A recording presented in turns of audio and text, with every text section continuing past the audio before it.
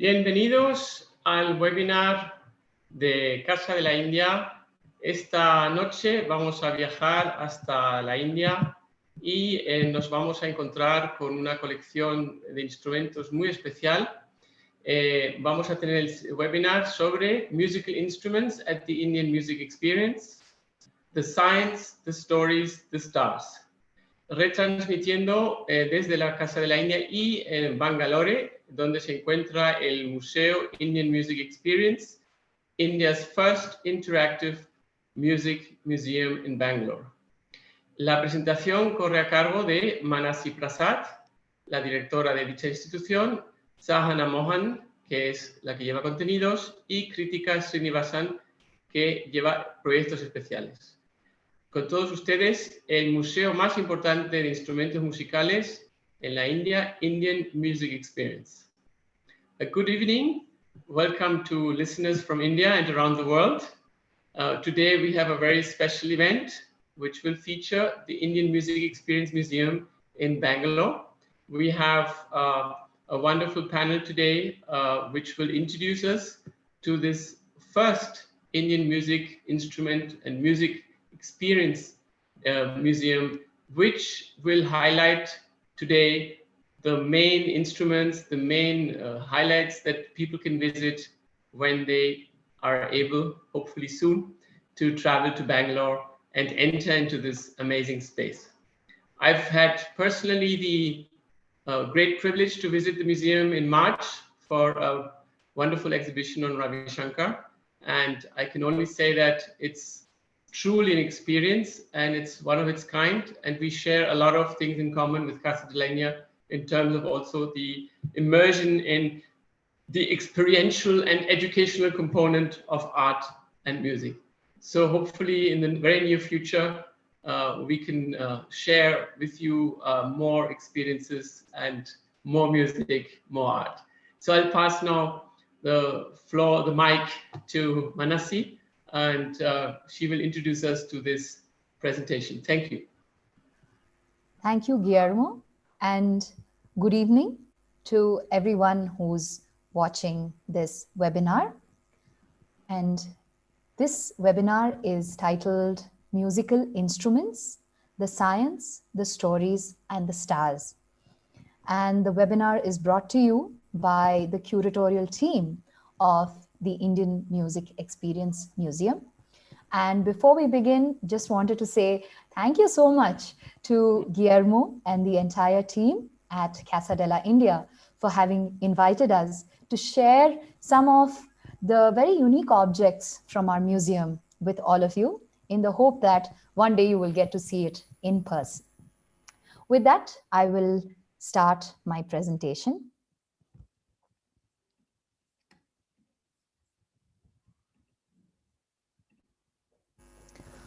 I'd like to introduce the Indian Music Experience Museum to you at the very beginning. So the Indian Music Experience Museum is India's first and only interactive music museum. The vision of the museum is to introduce everybody, but especially young people, to the diversity of Indian music, from the traditional to the contemporary. The IME is an initiative of the Indian Music Experience Trust, a non-profit organization, and our founder is Mr. M.R. Jaishankar, the chairperson of the Brigade Group. The IME has three main parts in the museum. We have experiential, immersive exhibit galleries that tell you the story of the evolution and development of Indian music in all its diversity. We have a sound garden outside the museum, which has musical sculptures to introduce people to the principles of sound. And we have a learning center that imparts high quality music education in various genres of Indian and Western music. Since its opening in November 2018, the museum has had over 35,000 visitors, including a lot of young people who've come and experienced the magic of music. We're very happy that the museum has been extremely positively welcomed in the media. We've received appreciation from various legendary and great personalities, including the Prime Minister of India himself and a lot of legendary musicians. And the IME is also an affiliate of the Grammy Museum in Los Angeles. Very recently, as Guillermo mentioned, we presented a temporary exhibition, a centennial exhibition on the life of Bharat Ratna Pandit Ravi Shankar. And it was in this connection that we had the wonderful opportunity to have Guillermo and Ms. Monica visit the IME as our guests of honor for the opening of this wonderful exhibition, which continues to be on display at the IME. With that brief introduction, let's really get into the heart of this evening's presentation, which is called Musical Instruments, the Science, the Stories, and the Stars.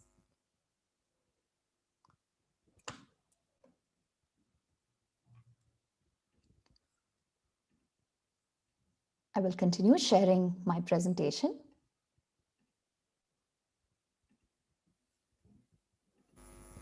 So I will begin by speaking about the science of sound and musical instruments. Let's begin with seeing a small clip from the introductory film at IME. Many centuries ago, music was created with just 2 or 3 notes. It came from a deep longing to connect with the world and beyond. We still hear these notes in the music of different faiths.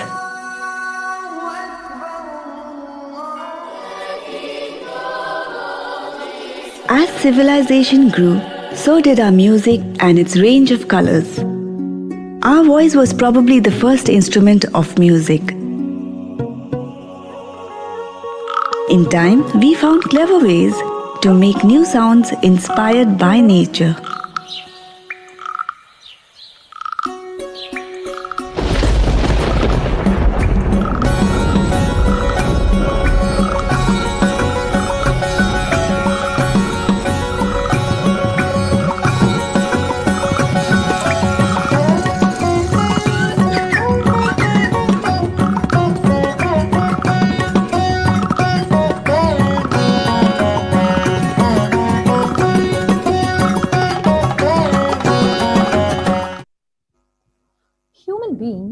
Like birds, are a musical species. We use sound not only for communication, but in the pursuit of beauty as an end in itself. We first made music using our own bodies, our voices, snapping fingers, clapping. As we evolved, we started making tools, and we also started creating music from outside our bodies through musical instruments. Early musical instruments were probably created from found objects such as stones, sticks, and animal bones. As time progressed, musical instruments were created in civilizations around the world which were progressively more intricate in craftsmanship.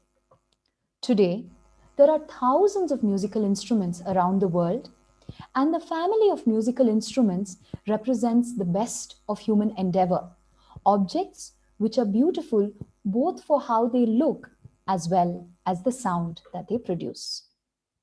But first, before music is art, music is sound.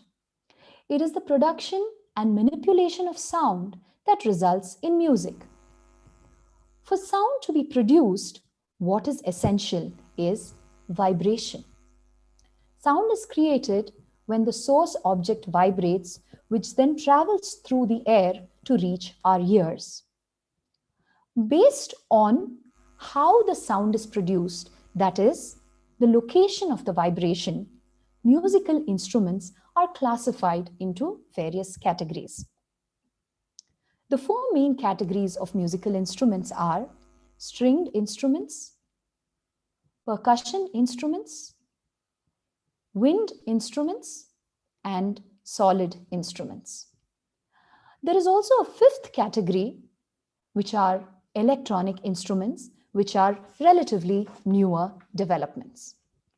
Now, we all have a musical instrument within our own body, our voices, which we use to produce sound in different ways.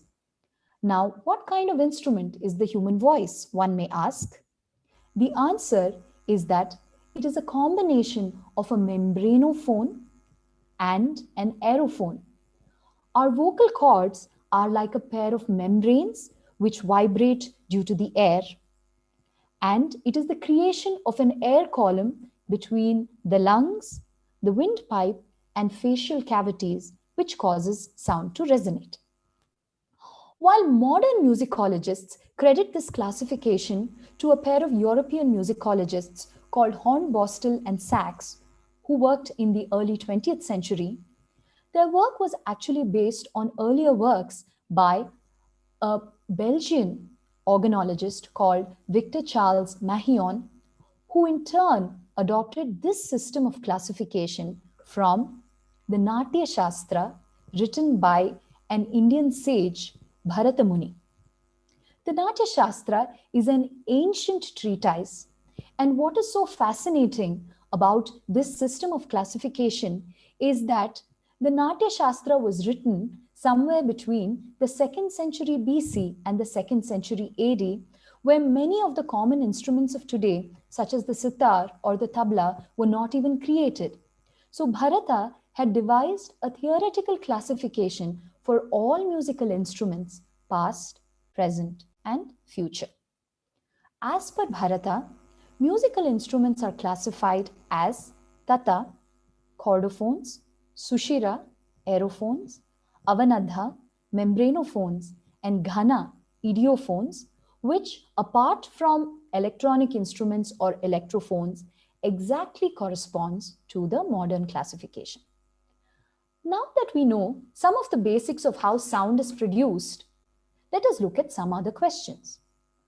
You can't just have one sound for music. It needs to vary in pitch, loudness, and quality. At the Sound Garden of the Indian Music Experience Museum, you get to experience not just the variations in sound, but also its meditative and calming effects. The first musical term that we encounter is resonance. We've all heard the phrase, "that resonates with me," or "it was a resounding victory." The idea of resonance is when something is amplified or made louder. In music, resonance is what gives volume or body to the sound. For example, at the humming stone at the IME, when you place your head inside the hollow and hum at different pitches, at one particular pitch, the sound is amplified to a greater degree, which is at the resonant frequency of the air inside the hollow. Let's listen to a clip.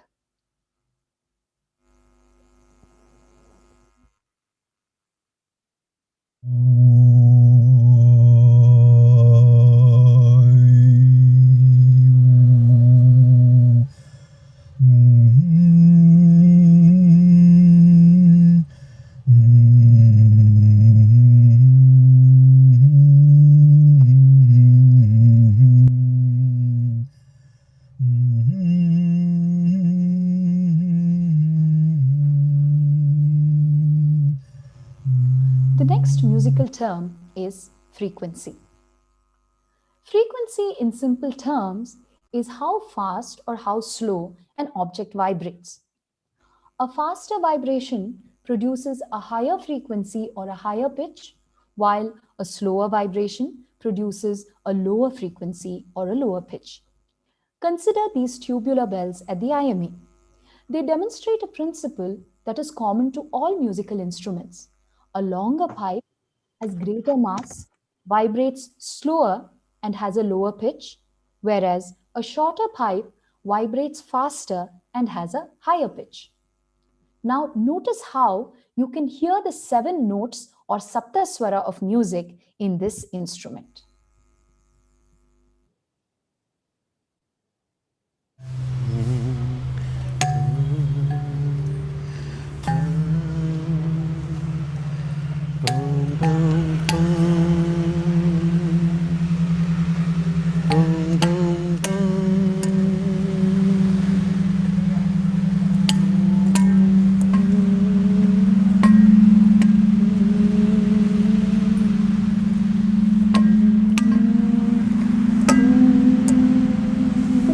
musical term we encounter in the sound garden is actually pronounced timbre.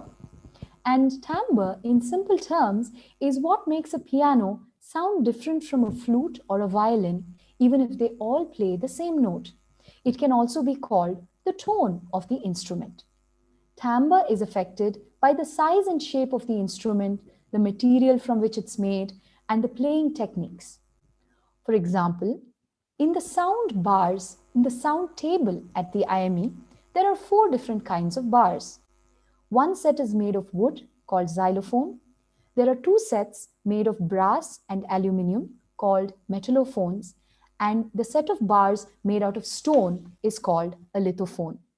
Now, the same sequence of notes played on each of these produces a slightly different sound or timbre.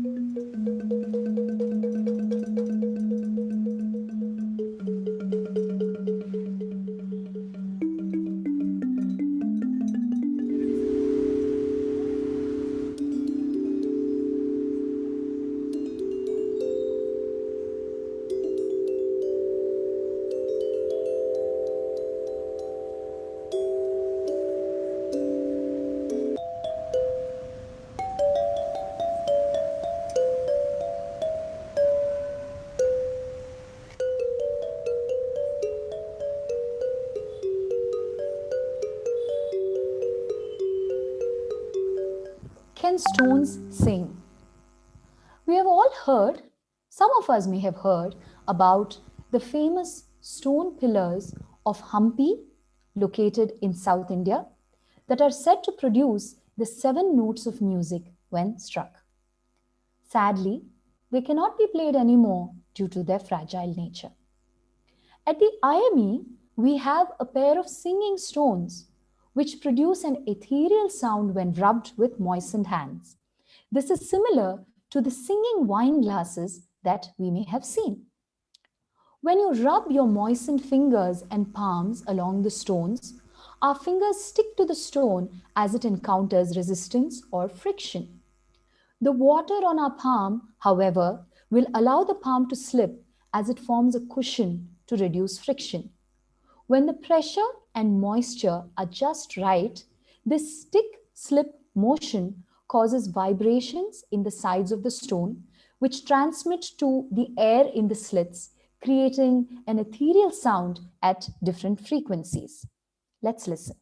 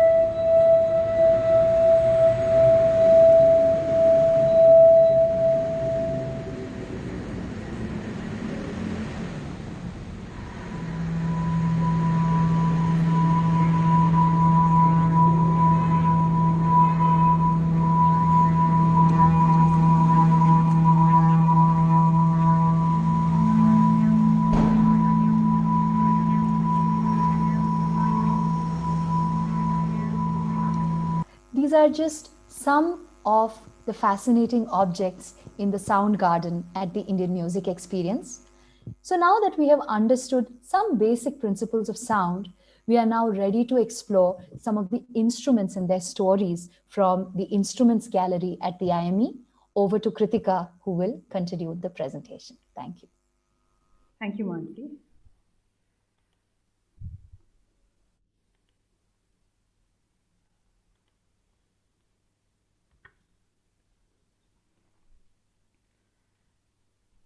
musical instruments are important representatives of a country's culture. While musical instruments exist all over the world, India perhaps has one of the most diverse collections of instruments. From the north to the south, to the east to the west, every region has its own diversity, not just in its music, but also in its musical instruments. The instruments found in India range from the simplest to the most complex. This brings us to the question: are musical instruments static indicators of a point in history of evolution, or do they continue to change and evolve over time? Yes, in fact, musical instruments have been evolving and changing throughout history, and the reason for this evolution are various factors like a pressing response to a problem faced by a musician, or it could be due to a new technology that comes about, or it could be due to the discovery of a new material, due to political changes, or due to migration, or even due to confluence of two musical cultures. Without diversity, creativity remains stagnant. The journey of a musical instrument over time is a story in itself. Let us take the example of three instruments that are part of IME's collections, namely the violin, mridanga, and the tambura, and see how they evolved. Let us take the example of a Western instrument entering the world of Indian classical music. Yes, none other than the violin, which was brought into our culture due to political changes and compulsions. As you know, violin is a four-stringed bowed instrument. There are two schools of thought regarding the existence of violin. One is that the Western musicologists opined that the first violin was introduced to the world in the early 16th century in Italy. Luthiers, or violin makers and collectors, specifically give the fine historical instruments made by the Stradivari and the Amati families from the 16th to the 18th century in Italy an exalted status. The other school of thought is that the origins of violin may lie in a simple Indian stringed predecessor, the Ravana Hatha, a folk instrument. The Ravan Hatha is a primitive bowed two-stringed instrument popular in the western parts of India like Kutch, Gujarat, Rajasthan, and Sri Lanka, which is to the south of India. This instrument, in fact, traces its origins to the mythological legend King Ravana from the epic Ramayana, after whom it was supposedly named. The historians view between the 7th and the 10th centuries AD, India, being a great hub for traders, saw the Arab traders exchanging spices, precious metals, taking musical instruments like the Ravanhatha from India, which was one of the inspirations for the Europeans to create the modern violin. How it traveled is, of course, a matter of conjecture. The Indian classical music has two types: the North Indian music called Hindustani music and South Indian system called the Carnatic music. The violin, in its present form, was introduced to Indian classical music from the West in the 19th century. The credit for introducing the violin to Carnatic music or the South Indian music goes to Baluswami Dikshitar, brother of Carnatic composer Muthuswami Dikshitar.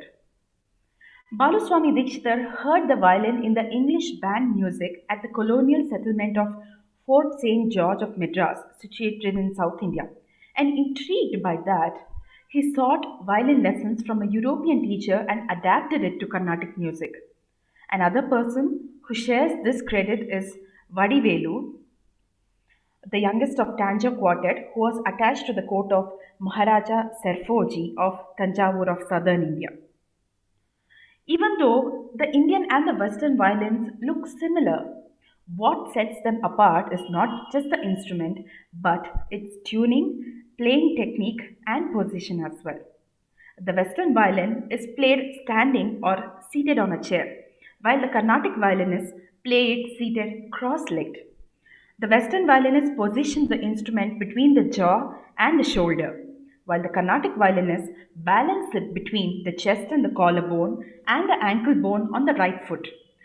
The changes in technique and posture enable the musician to produce the oscillation and all the microtones characteristic of Carnatic music. Let us see a video of Dr. L. Subramaniam, the popular violinist, demonstrating both the musical styles.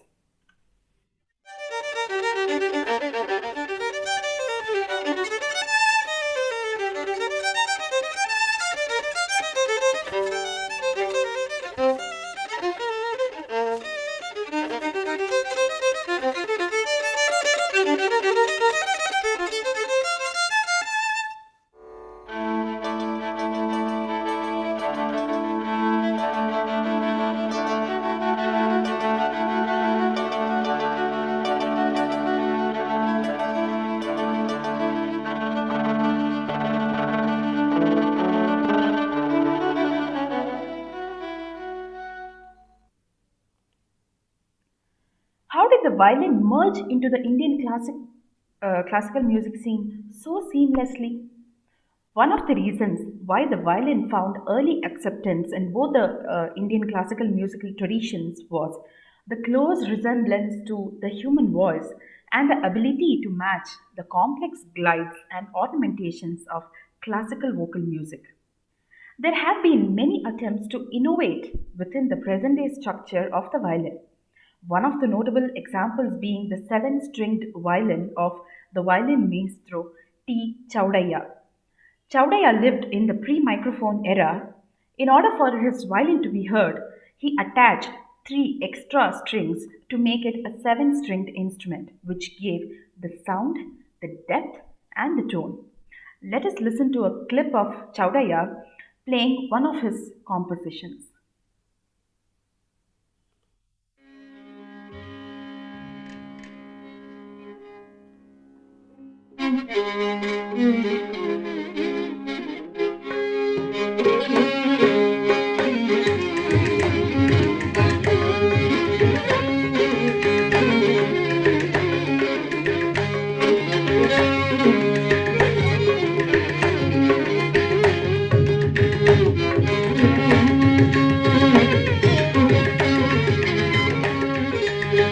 So if you notice, you can hear two octaves being played on the instrument.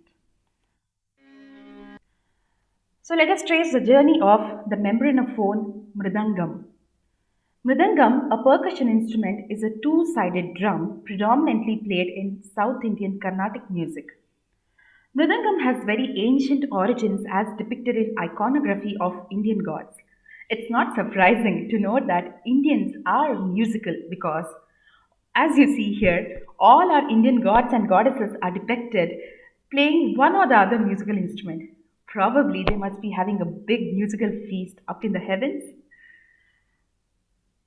As the Sanskrit root for the word mridangam indicates, mrid meaning clay and ang meaning body, which shows that the early mridangam, which was made of hardened clay, over years has evolved to become an instrument made of different kinds of materials that increase its durability. The mridangam is generally made of wood in an angular barrel shape, and the two heads of the instrument are connected by the leather straps. When these straps are tightened, the pitch or the shruti increases, and when loosened, the pitch decreases. Nobel laureate Sir C.V. Raman, the renowned scientist from India, was obsessed with the acoustics of Indian percussion instruments, and his studies showed that the mridangam had a sustained character in their tones, which was aided by the instrument's heavy wooden shell on which the drumhead was stretched, and a special paste of iron oxide at the center that you see here, a black patch. It is a special paste of iron oxide mixed with starch and gum called syahi or karane in Indian terms, which gave the sustained tones. It may be interesting to note that the starch component is provided by the very familiar ingredient found in our kitchens, cooked rice. Technical innovation has made the instrument flexible as well. One example is of the nut and bolt mridangam, which gives the artist the flexibility to fine tune the instrument. Since the left and right heads of the instrument are not connected by leather straps here, the heads can be tuned individually, unlike the wooden variant where tuning of one side affected the other side. Today, the world has progressed and we have the vegan movement, where people avoid using animal byproducts. And this movement is not just confined to the world of fashion and cosmetics. Even musicians have the awareness and are opting for synthetic mridangams or vegan mridangams. Many instrument makers have adapted to the changes in instrument making, and one person to be credited with making this on a large scale is Dr. K. Varadarangan from Bangalore, India. The synthetic rhythm Indian SRI Mridangam is made of synthetic drum heads mounted on a fiberglass shell. The synthetic drumhead completely avoids the use of animal skin, and the sturdy fiberglass shell avoids the need to cut trees.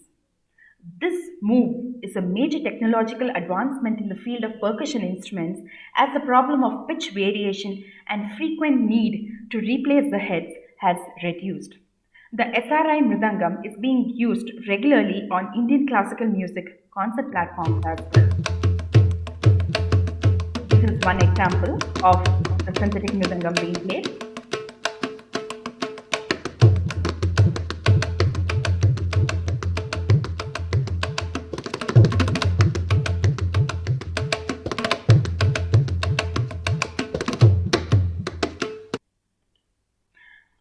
Let us trace the evolution of the drone instrument, tambura.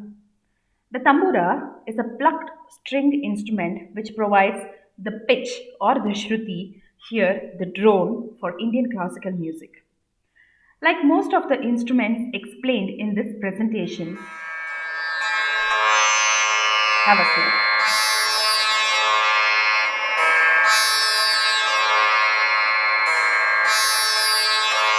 So this is how a tambura is held and played gently caressing the strings. It has to have the right melody and rhythm to produce an effective ambient atmosphere. So, like we have seen, most of the instrument explained in this presentation, we are faced with different streams of thought regarding the tambura's evolution as well. The tambura is a very ancient instrument in the Indian context, which has references made in the sage Bharata Muni's Natya Shastra.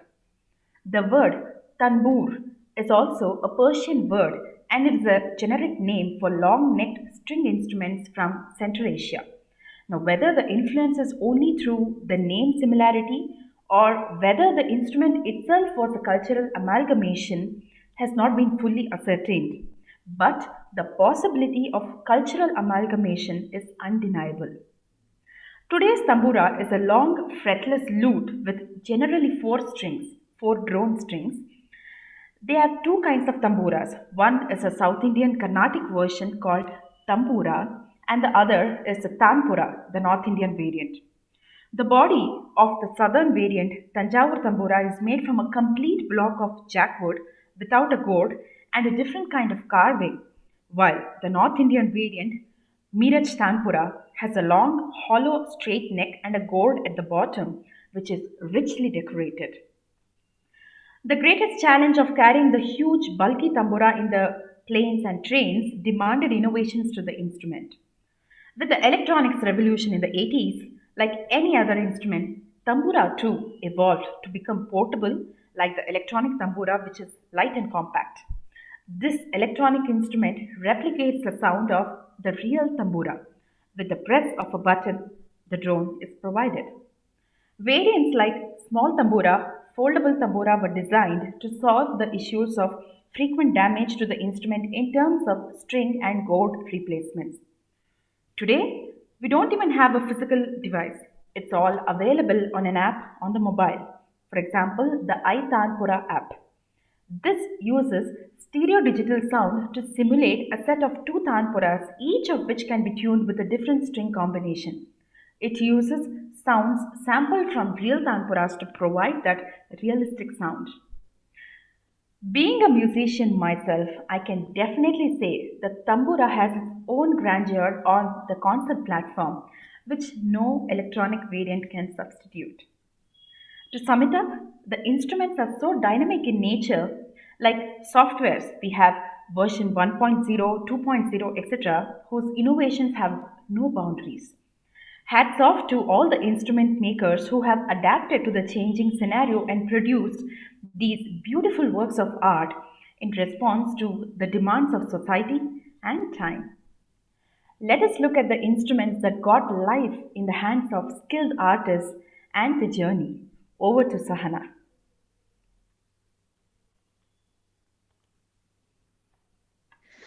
Thank you, Kritika.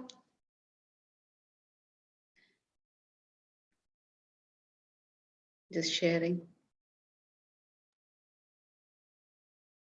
Yeah. Sometimes I dream about her when my mind have taken flight, and I'm lying down beside her in the stillness of night. The velvety stars above reflects upon her pearly face, and I know we were meant to be together in this familiar place. If you just read these lines, you would think this is some intense love poetry. It is so, but it's about the artist's love for his piano. Musicians have personified their relationships with the instruments, given it names, and felt the same way they feel towards their close friend or even a lover.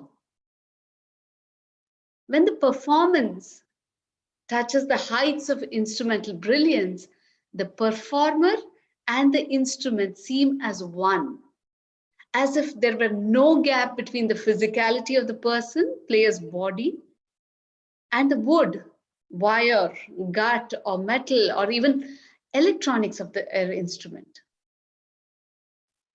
If you're an instrumentalist, you know what I'm talking about. You are in love with your instrument when you feel so connected that the instrument is your extension. You buy an extra seat on a flight for your instrument, or you take selfies of your instrument, or you enjoy the time spent in taking care of your instrument. The artists who have made history are no exceptions. Be it the guitarist Paco de Lucia or Louis Armstrong, or the American trumpeter, or Lang Lang, the Chinese pianist, or the British-born pop icon, George Harrison. They've all had very intense relationship with their instruments, where the two, the artist and the instrument, meld into one. So now let us look at about 3 celebrated Indian artists and their relationships with their instruments.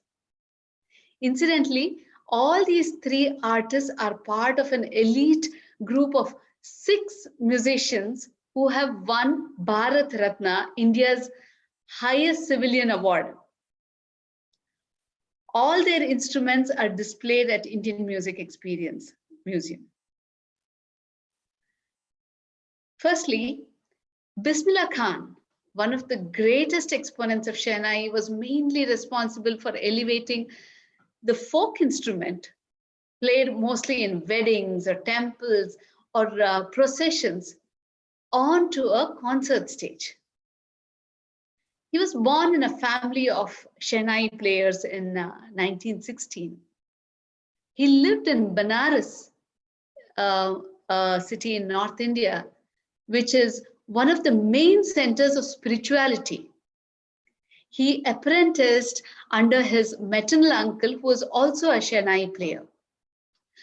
The two of them and their accompanies sat on the parapet adjoining the entrance of a Vishwanatha temple, finding a way to negotiate with society that was still divided along the lines of class, caste, creed, and religion. They sat there and played Shehnai for hours each day. Traditionally, Shehnai players sat at the entrance of the temple to greet the new day. The sound of Shehnai was considered auspicious, but the folk instrument lacked aristocratic patronage and therefore considered undeserving of classical status. But all this was about to change. Bismillah played his Shehnai with great intricacy, refining its sound and softness. Such music had never been heard on this instrument before. Shehnai is an outdoor instrument with a very powerful sound and a very distinct nasal quality. It had to be handled with great care so as to remain in tune with finesse and polish of an art.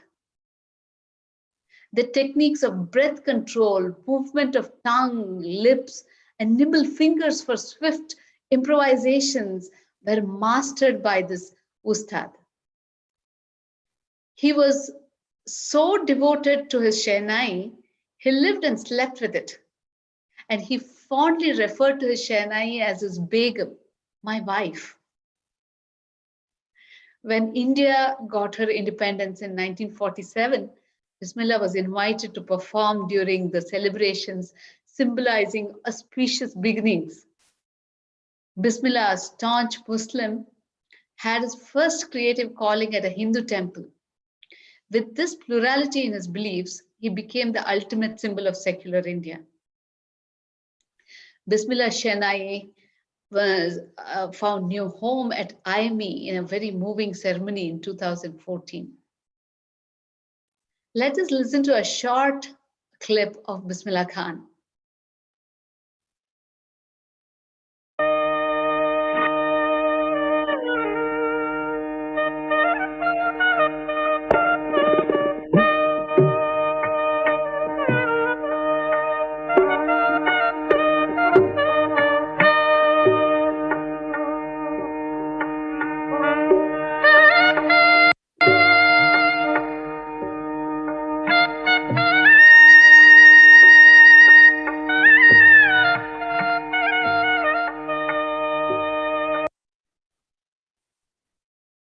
That was Ustad Bismillah Khan. Now coming to the next section.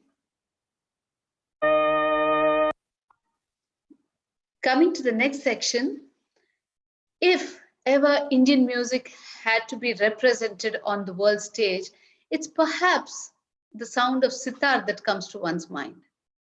Sitar maestro Ravi Shankar not only introduced Indian music to the world, but connected people of different cultures across the world. The stage is misty with incense. The maestro, lit by his own smile and charm, says a prayer. He gently picks up his sitar. To him, it was the goddess of knowledge, Saraswati herself. So the relationship between Ravi Shankar and his sitar was that of a devotee and God. For example, at the Monterey Pop Festival, although he admired the artistry and musicianship of his fellow performers, he was appalled to see Jimi Hendrix burn his guitar and refuse to take stage. His set was later rescheduled to the next day. Such was his dedication. Sitar, a stringed instrument of the lute family, is popular in North India. It's made out of wood and gourd and has a total of about 20 strings, including 2 bass strings, which is unique to Ravi Shankar's style of sitar. Although Ravi Shankar is known for his mastery in sitar, he was initially trained on a surbahar. Surbahar is a bass sitar or bass sitar, which is played more in the lower octaves. The instrument is large and heavy and notoriously difficult to play. Coming from this background, Ravi Shankar often explored lower octaves during his improvisations, even on the sitar. Let's hear a short clip which shows how Ravi Shankar explores the lower octaves so beautifully.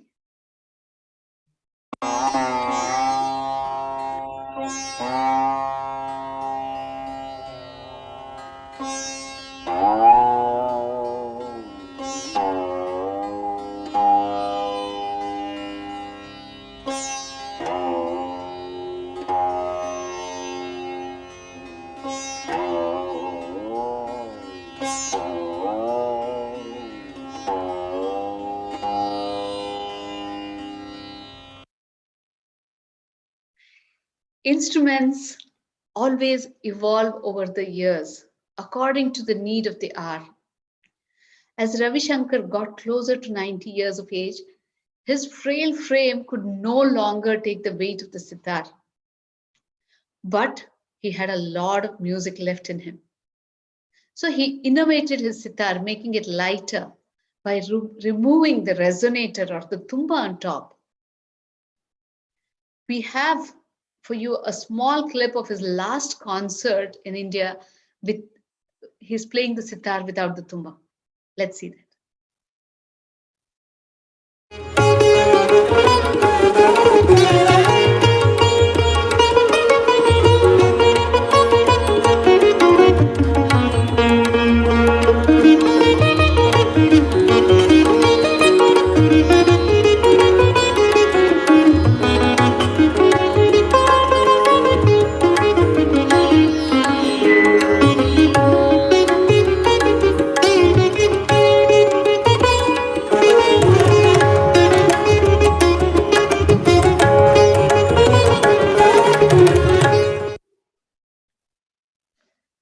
With that, we come to the end of the story of Ravi Shankar here.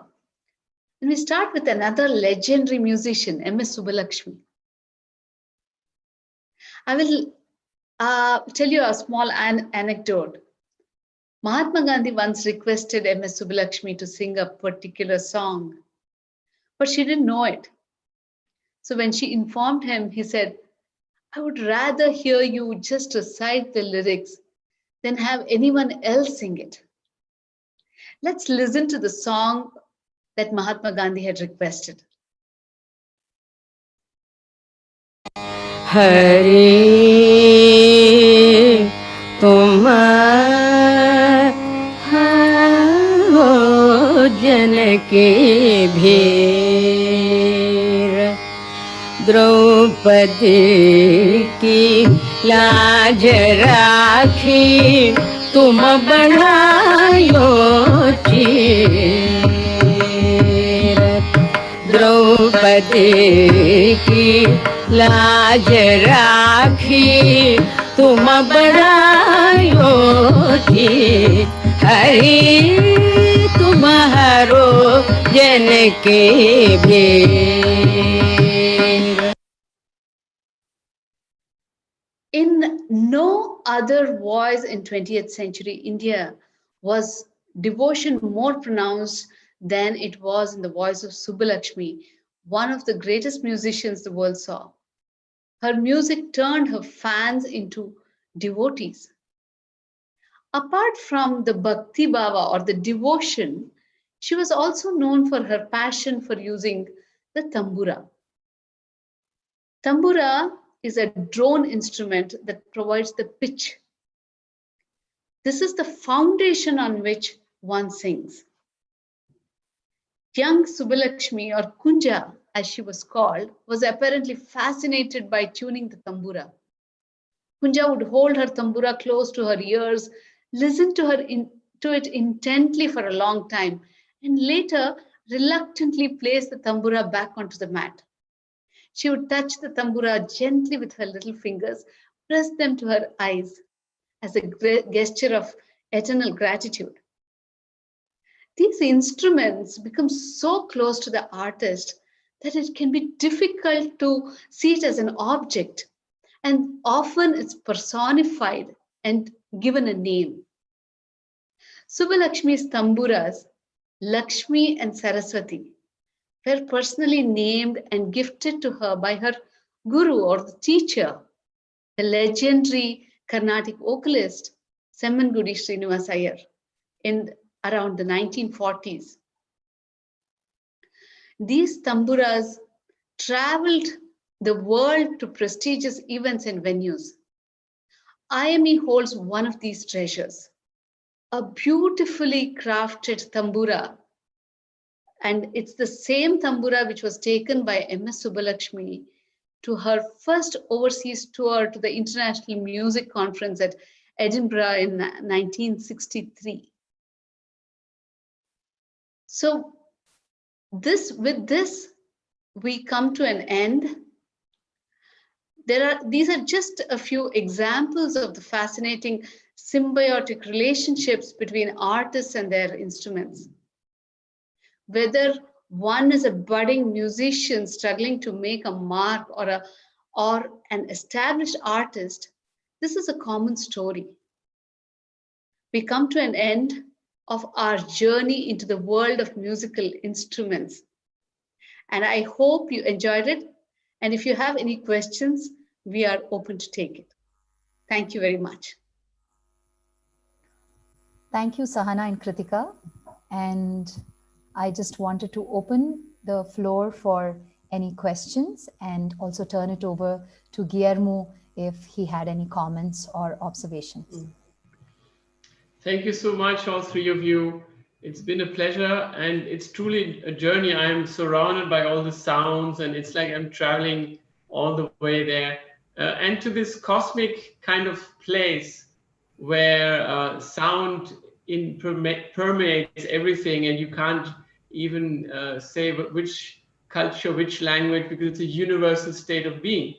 And I think this is the beauty of music, the beauty of connecting cultures, of making making us feel that there's something common, a common root. And I think this is something that all these masters believed in, of course, through their own tradition and their own language, but reaching that point of rasa, that emotion where we all share a common experience.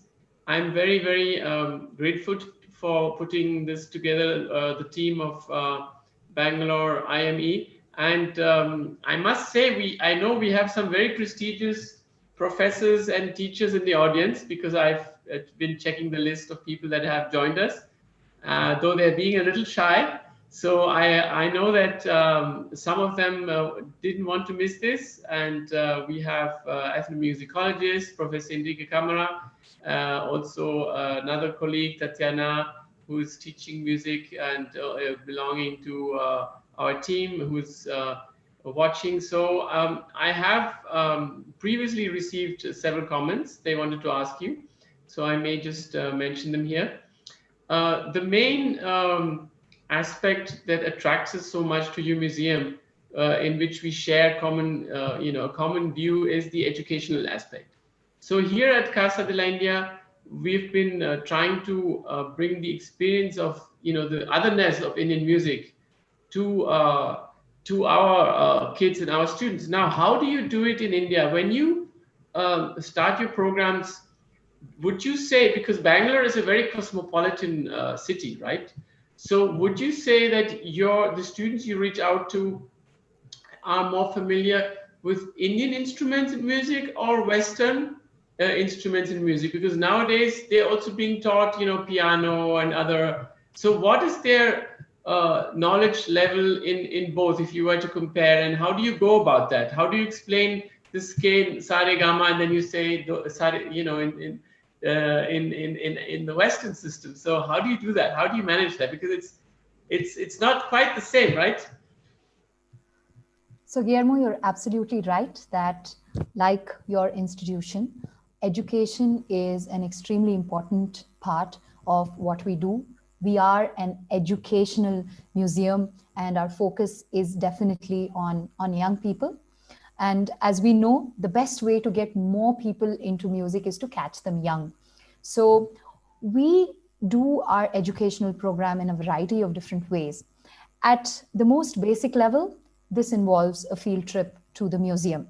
This would be, a class comes either once a year or a few times a year, and they're taken on different paths, like different stories, almost like the one that we were trying to tell today with musical instruments. So there are different stories that you can explore through the museum. One is musical, one is historical, one is science. So there are all these different paths that you can take through the museum.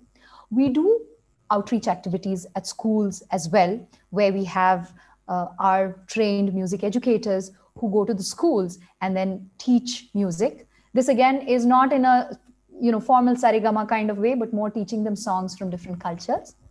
And of course, we have our own learning center where, of course, we have serious music education starting from the very basic going to an advanced level in the form of a diploma program. Now, when it comes to this question of Indian music, Western music, what is the awareness? The truth is that a large amount of the awareness of Indian music in India is confined to one genre, which is the music of Hindi film.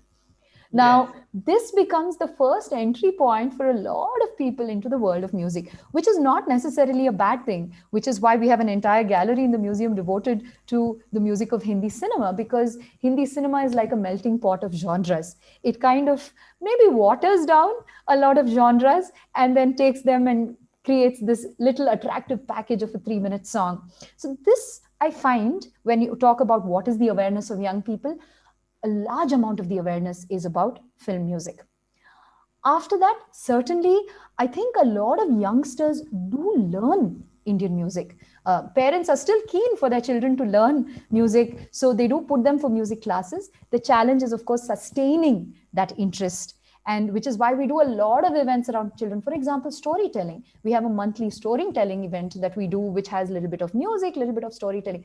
So our view is any way that you can get kids in, keep them interested.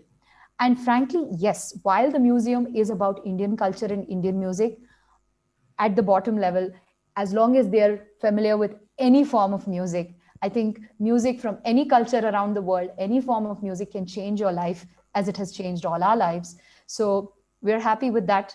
And the more diversity, the better. I don't know if that's sort of an answer, but yeah, I think it's a for sure. For sure. Maybe we can have you soon here as a visiting professor, and then you'll explain us how you teach the scale in India and how they do it here. So I want to share something which I don't know if it's relevant here, but just like you have do, re, mi, fa, sol, la, ti, you have sa, re, ga, ma, pa, da, ni. So there are ways, so everybody knows the song Do a Deer, right? So you can also convert that song with the Indian notes. So, saw is a tool. So saw, a tool to chop the wood. Re, a drop of golden sun. Ga means sing. Ga in Hindi means to sing. Ga means sing with all your heart. Ma, another name for mom. Pa, another name for dad. Da, a note to follow. Pa, ni, a joint on my leg. And that will bring us back to sa. So at the end of the day, if it's do, re, mi, or whether it's sa, re, ga, I think it's all the same. Very interesting. Thank you so much. We've come to the 1 hour format session end. This is. I see, Guillermo, I'm sorry to interrupt. I see a question on the chat from Professor Enrique Camara. Yeah, please go ahead. Please go ahead. I have overlooked that. Yes, please go ahead. You can read it. Asks, is it possible to take a virtual tour of the Bangalore collection? So we are in the process of putting together a virtual walkthrough of the museum that you can see on our website. As of now, I think if you visit our indianmusicexperience.org website, we have some snippets of some exhibitions on our YouTube channel as well. For example, the Ravi Shankar exhibit has a video walkthrough where you can see the exhibition and parts of the other galleries as well. But if you wait a few months, we'll get the entire virtual walkthrough up there. And I'm sorry you weren't able to visit when you came, but the next time you're there, you must visit us, Professor Enrique. Yes, that's really great. I'm sure you will meet soon, and we will have plenty of more interaction. It's very important for us in Spain to understand that there's this vast musical tradition that's not the one they've been teaching the kids at school. It's a different tradition. Of course, there's also the Chinese, the Japanese, but I think there are a lot of common links. Also because we're used to the sounds of flamenco and the sounds of Qawwali and others, it doesn't sound too unfamiliar, all the Hindustani music and so on. So we have these links, we should explore that. Also the rhythmic patterns, our students are very much used to rhythm and in the dance. So I think that's a common ground there. So an interesting path to explore. And I'm sure this session will be shared by many others because it's going to be on YouTube live, and then we're disseminating it on our web, and the university will do the same. For those who are in class now and have not been able to watch it, we're definitely sharing the link. So it'll be very useful for educational purposes, I'm sure, and it will have a longer life than just this 1 hour, 60 minutes. That's the advantage of these webinars. So I will now bid you farewell and all the best. Wish you all the best. And we wanted to say thank you on behalf of Sahana, Kritika, and our whole museum. We want to say thank you so much to Guillermo and your entire team at Casa della India. The work that you're doing is amazing. It's like India has a home in Europe because of you. And we can feel the love, the camaraderie, and the common ground that we both share. So we're extremely grateful to you for this opportunity. Thank you so much. And this is, as I said, just the beginning. If I may announce, on 12th December, we will have a session where we'll share our space, our visiting collection from the Radhika Mohan Maitra collection, Kolkata. So we very much look forward to that, where we will be able to interact with your students and professors very soon on 12th December, shared by your Zoom platform or online platform. So hasta pronto, we say in Spanish, means fir milenge, or see you soon. See you later. Namaskar. Namaste. Namaskar. Thank you so much. Adios. Hasta pronto.